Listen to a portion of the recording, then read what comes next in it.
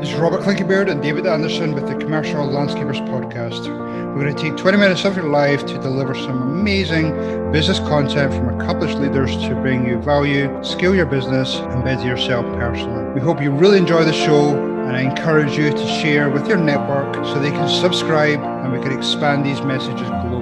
We are also super excited to be supported by two brilliant sponsors. If you're tired of measuring properties, Site Recon platform fully automates measurements so you can focus on sales. So think measurements, think Site Recon. The other sponsor is Company Cam, who make it dead simple to communicate, document, and problem solve with guys in the field, no matter where you are. Company Cam brings documentation, communication, and liability protection together in one simple, easy to use app for you and your entire team. Company Cam is the only app every landscaper needs. Check it out. This is Robert Clinkenbeard and David Anderson with the Commercial Landscaper Podcast. We are super excited to be joined by Eric Partaker. So thank you, Eric, for joining us. So you're advisor for Fortune 50 CEOs at McKinsey.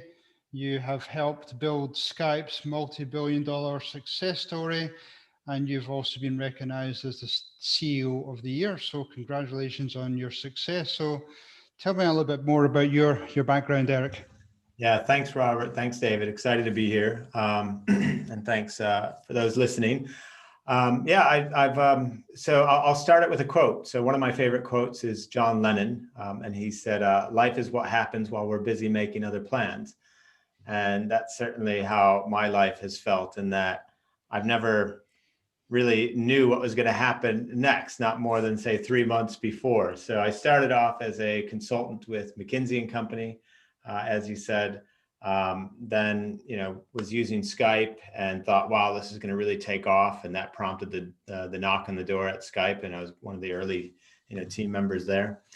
And then, having grown up on Mexican food in Chicago, after Skype was purchased by eBay, I thought, well, what should I do next? And I was missing burritos. And so then I went on to build what became an award-winning chain of Mexican restaurants in the UK. And the common thread throughout all of that, as kind of completely random as it sounds, has been an obsession with peak performance, unlocking our full potential, and rooted in Abraham Maslow's estimation. So Abraham Maslow came up, with the hierarchy of needs, said that our path to deepest fulfillment lies within realizing our fullest potential. And he estimated that only 2% of people do that. And I thought, when I came across that estimation, I thought, well, I want to be in the 2% club. So I want to figure out, well, what's the activation energy or the strategy, skills, techniques required to break free from that 98%. And operate at my full potential. So that's been a real life ambition that's kind of gone throughout all of those different roles, and is what I do today. So helping CEOs and entrepreneurs scale up not just their companies, but also themselves. No, that's awesome. Yeah, because when I was looking at your website, some of the other interesting stats that you had was that 40% of new leaders fail within 18 months on being on the job. 60% of new businesses failing within the first 3 years. And another one I added was 96% of companies fail to get over $1 million. Mm-hmm. And, I hear more and more going into companies that people do a relatively decent job at strategy. Where's the company going? But they really struggle at the accountability piece. So I'd love to hear some of your tactics. Yeah, on the accountability front. So sure. It starts for me in having all of our execution, our accountability, it needs to be tied to obviously a vision or a direction. And what I experienced at both Skype and the restaurant chain that I built was setting a vision and direction that goes beyond the company. So rather than have a GE-esque 1990s or 80s self-serving statement of become number one or number two in every market that we serve, at Skype our tagline was the whole world can talk for free. At the restaurant chain, Chilango, that I built, We weren't selling burritos. We were making the world a more vibrant place. And it starts there, because you won't feel the motivation to the degree that you need to execute if you're not executing against a vision or mission that you feel is compelling, that is exciting. And especially if you're a frontline employee or at the middle management layer, if you don't have equity in the company, become number 1 or 2 in the market. Well, what difference does that mean for you versus number 13, or number 8 or number 22? Simple answer is it doesn't make a damn bit of difference. But if I know that I'm helping, the whole world talk for free, if I know that I'm making the world a more vibrant place, I want to execute against that because I have a part in that. So execution starts there. So I know people immediately, when they think about execution, they want to get into, well, what's the dashboard and how do we hold people accountable and all that? Well, if it's not rooted in the right thing, the ladder's just leaning up against the wrong wall then. That said, we do need some very practical things. And one of the, and I know you're very big on this as well with, the whole scaling up, as well as, the EO, EOS tools and all of that. But I just always install a very simple quarterly rhythm. And I always like the quarterly rhythm to begin 2 weeks before the quarter ends. 2 weeks before the quarter ends. I don't need the quarter to end to know whether or not we're going to hit our goals, even the financial goals. So when the finance department says, no, please, the draft accounts aren't even ready yet. I don't need the draft accounts ready. I just need you to take the 11 weeks that have finished and tell me in your best estimate, because you're in finance, you should be able to do this. Do you think the last 2 weeks, are we going to hit the numbers or not? Yes or no? Give me your best estimate. I want to hold that review of the quarter 2 weeks before the quarter ends. Why 2 weeks before the quarter ends and not 2 weeks after? There's something about dates. There's a psychology to the start of the quarter, that start of the month. And I find that when you do this review process after the month has started, after the quarter has began, the chance for further slippage massively increases versus having the rule that it must be set before the quarter begins. And keeping it to a 2 week window really helps with the execution. Really simple routine. 2 weeks out, quarterly review, leadership team. How did we do in the quarter that's just passed? What went well, what didn't? What as a result will inform the quarter to come? Brainstorm in the afternoon, perhaps. Okay, what are the goals for the next quarter? Is that in service of our 1 year, 3 year plans, et cetera? Great. Leadership team kind of agrees on the company goals. Then leaders go out and do the same meeting with their individual teams. Okay, how are we in marketing and operations and finance in service of these company goals? What are we going to be doing in the next 90 days? And then that, boom, back up to CEO for final, comments and approval, and then ending in the last, day or just before the quarter is about to end with an all company meeting town hall where the CEO kind of talks about, here's the overarching kind of, company results and the plan for the quarter to come. But hey, it's not going to be me that's, actually going to create the wins here. It's you guys. So I'm going to let the department heads come up, right, and talk about, how they did in the previous quarter and what they're going to do in the quarter ahead. So I'll take a pause there. But in summary, great execution starts with having a vision that isn't self-serving and goes beyond just the needs of the company, that will inspire all the way down to the front line. And then 2, having a quarterly meeting rhythm like that gets things cascaded to the company as well. No, all great stuff, Eric. There's different questions I can ask out of those, but I'm going to start with, again, I'm a firm believer in getting that vision out there. But one of the areas where I see a lot of companies struggle is getting that vision and messaging down to the frontline employees. Where have you seen the best success in getting that vision down to effectively the people that are doing the work? Well, it needs to be talked about and lived and, appear, everywhere. I've heard, people kind of get on the bandwagon, for example, of saying, oh, you shouldn't have your mission statement on the wall and your values and, the posters and all of that. Where does that research come from? To me, that's garbage. I mean, that's just like, of course it helps. It's just basic indoctrination. It's like the more places you see it, the more it's going to help you. So, it's just every once in a while, like this new idea comes up that, tries to deflate basic common sense thinking. And that's just like one of the things that I have a pet peeve with. So it needs to be everywhere, visually, but then it needs to be talked about. So one of the things that, I did, for example, when it comes to vision and values, is when we were trying to really communicate maybe a new twist to the vision or new additions to the values or get them better understood, we had a requirement that every single team meeting throughout the entire company at every level needed to have a section on vision and values where they talked about pop quiz, everyone, what's the vision? Do we feel like we're consistent with it? And then going around, I remember for a 6-month period, and every single team meeting throughout the company, as part of that team meeting on a weekly basis, each member of the meeting had to say, what's the number one value that you really lived last week? And give me an example of your behavior, the thing that you did that kind of exemplifies that. And then where's the number one area where you fell down and you actually weren't kind of living a value, and what can you do better as a result? So forcing them to constantly attach, getting the team to constantly attach the theory to practice in their own behavior frequently, I think is one of the best and simplest ways to get people to really understand and live, those types of things.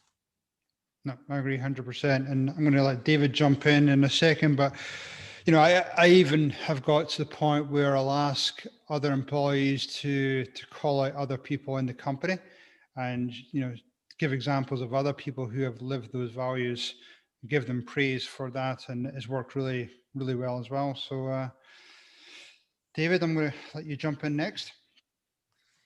Hey, Eric, great stuff. Agree with, as a marketing guy, I totally agree with you. I don't understand why you don't want to put that stuff up. The stats that show how many times people need to see stuff to remember it, to live it. Yes. I never understood that myself.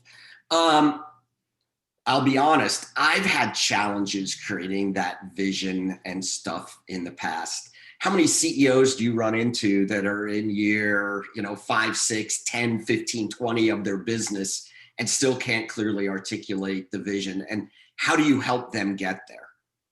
So the answer is the majority, because the natural inclination is to do that GE thing, and I don't even know what they do currently, so I'm like really bashing them.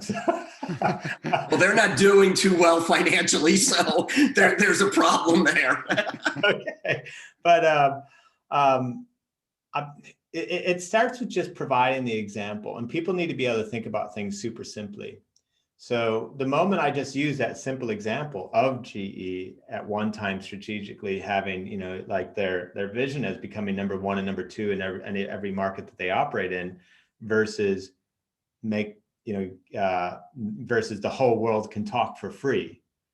People get it, with that just simple explanation. So when you do that, provide that simple construct for them to wrap their thinking around, then they can kind of then think about their own business and think, okay, well, what would be the parallel there?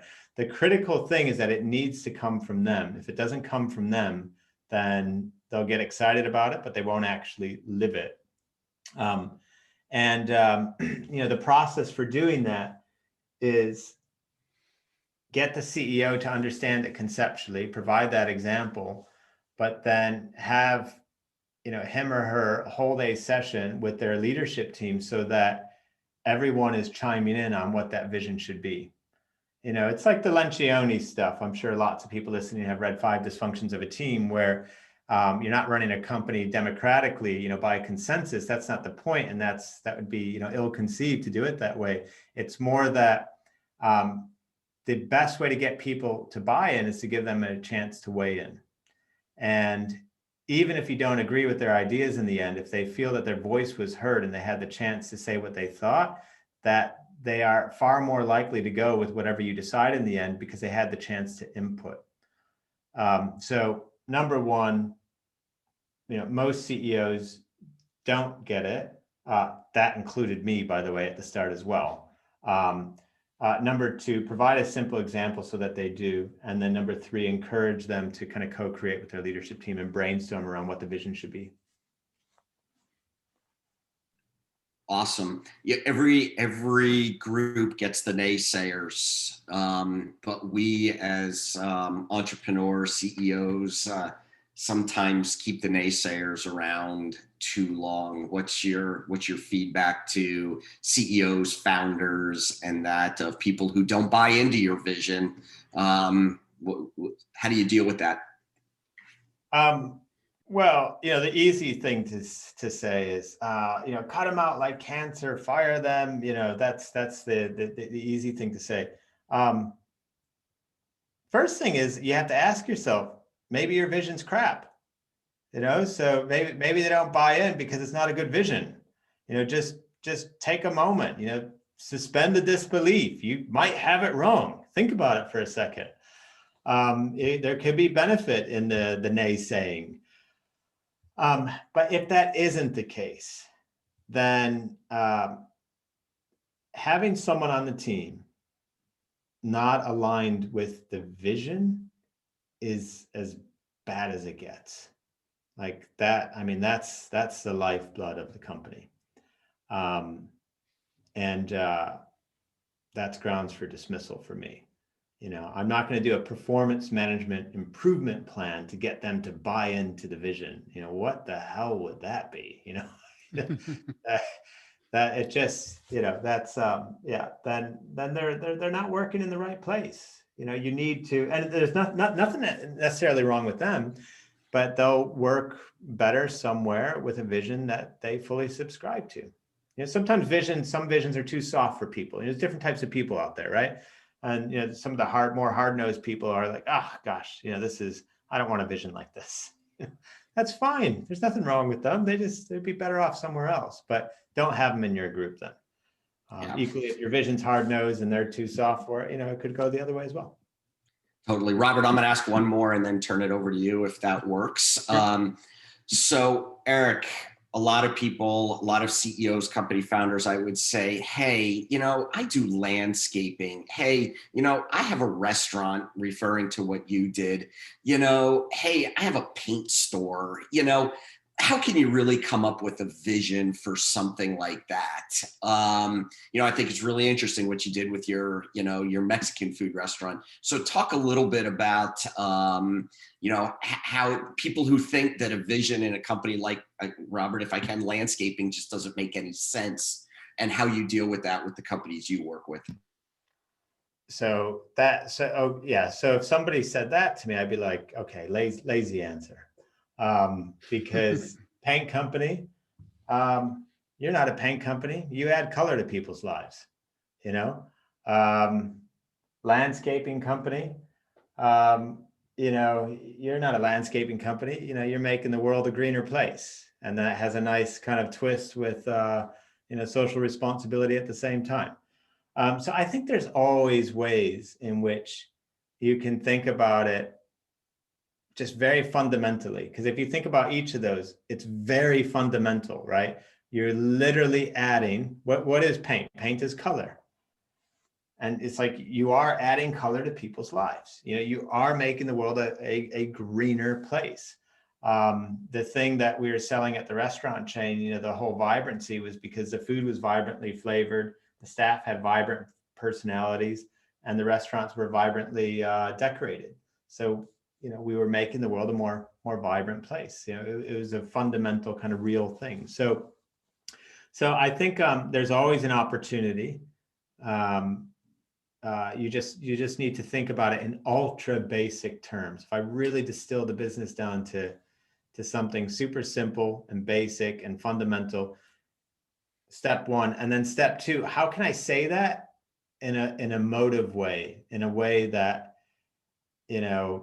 taps into the heart rather than the mind, right? Because when you say you add color to people's lives, you that doesn't even make logical sense in a way, right? It's like you start thinking about it more from a heart point of view. So yeah, that's just my thoughts on that. Cool. Oh, thank you, Eric. I'm going to change direction slightly, and it goes back to some of the stats I mentioned right at the beginning, where a lot of business leaders fail. A lot of businesses fail within the first few years, and I think probably all of us go into companies where a CEO will put on this stiff upper lip. They'll just look as though everything's put together. But behind the scenes, they're struggling. They're either spending too much time at work, not much time around the family.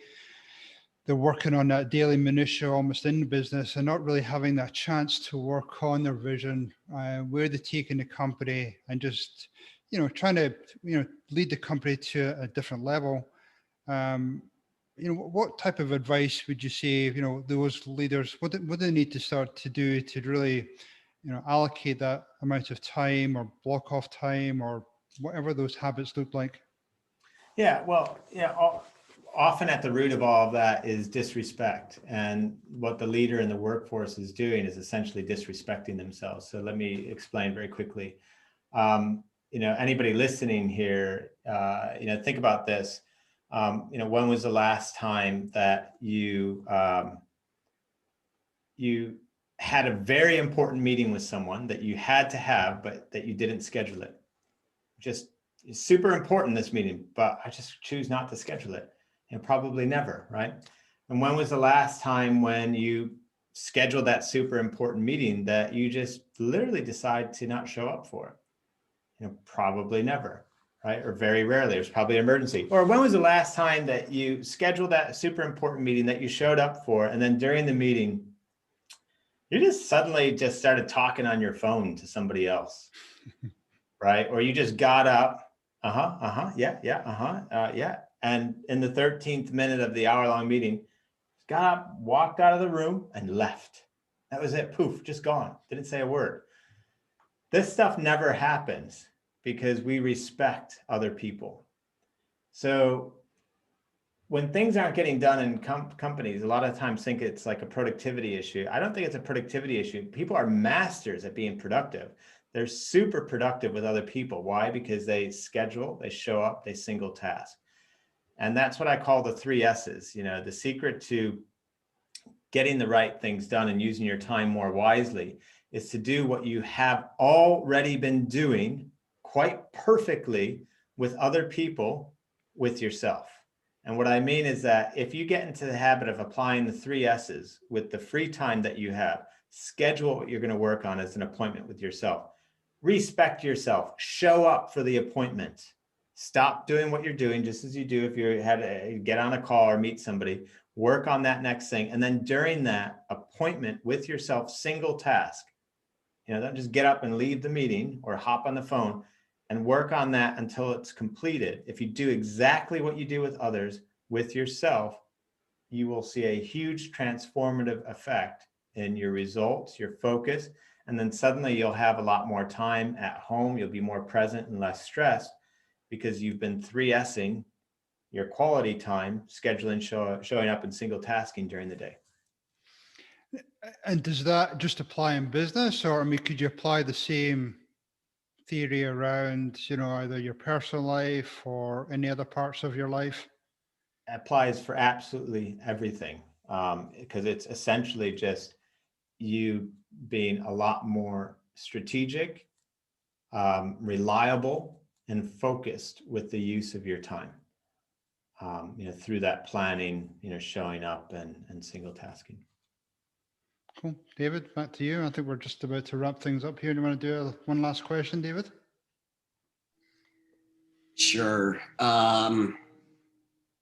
Single biggest mistakes that CEO does trying to implement this, and let's finish on a high point. And how do you fix that? Right. Okay. So single biggest mistake is trying to just do too much at once. Less really is more. There's a reason cliches exist, typically because they're true. So, just take this podcast episode as an example. So if you're listening to this right now and you're like, oh my gosh, so many good ideas, I got to implement all of this. No. Pick the one thing that, if everything else were to stay the same, where would change have the most positive impact in your life or in the business? Those two things can be connected, right? If you improve your on the personal side, it could have a ricochet, will have a positive ricochet effect professionally. Like in the book, The One Thing, they talk about that success is achieved sequentially. So pick the number one thing, implement that, then do the next thing. And then on to end on a high point, the highest leverage habit that I've experienced for myself and from the results that I've seen in the CEOs that I work with has been in that use of the 3 S's. So getting into that habit of scheduling, showing up, and single tasking in the time that you don't have meetings just creates an absolute, shift in your results and productivity and happiness, really. Cool. Thank you. That's some great insight there. Eric, I know you've come out with a book recently. You offer some courses in high performance coaching. Tell me a little bit about that and how people can get hold of you if they want to find out more. Yeah. So if you liked some of the concepts that we've discussed today, so I just wrote a book called The 3 Alarms, which has achieved bestseller status on Amazon. You'll find that on Amazon. You can gladly, happy for you to purchase it there. If you'd like to get a free digital copy of the book, you can head over to my website at Eric, ERIC, Partaker, like it sounds, Partaker, ericpartaker.com. And you'll see a link there for the 3 Alarms where you can grab a digital copy of the book. And then, I also have, courses there and coaching, programs. But I think the simplest thing is, start with the book, see if you like it. Cool. Awesome. Eric, really appreciate your time today. Thank you very much. Some great insights for everybody, for the listeners. Appreciate your time. David, any parting words? No, great stuff. I agree with so much of it. It's hard to do, but it's hard, but it's not hard. You just got to do it. It does make a difference. So Eric, congrats on all your success. And I look forward to reading the book without a doubt. Thank you. Yeah. Thanks, Robert. Thanks, David. And thanks to all those listening. Thank you. Hopefully that was pure dead brilliant for you today, and we've got some great takeaways for your business and your personal life. This is Robert Clinkenbeard along with David Anderson, and would love to get you and your friends to join us on our journey. 2 quick things before you go, listeners. Check out our website, thecommerciallandscaper.com. You can subscribe, you can share with your friends, but more importantly, check out our sponsors. We have Site Recon, who are going to help to capture measurements on your property and create a really streamlined process. And we have Company Cam, who make it dead simple to communicate, document, and problem solve with guys in the field, no matter where you are. Thanks, everyone. Cheers.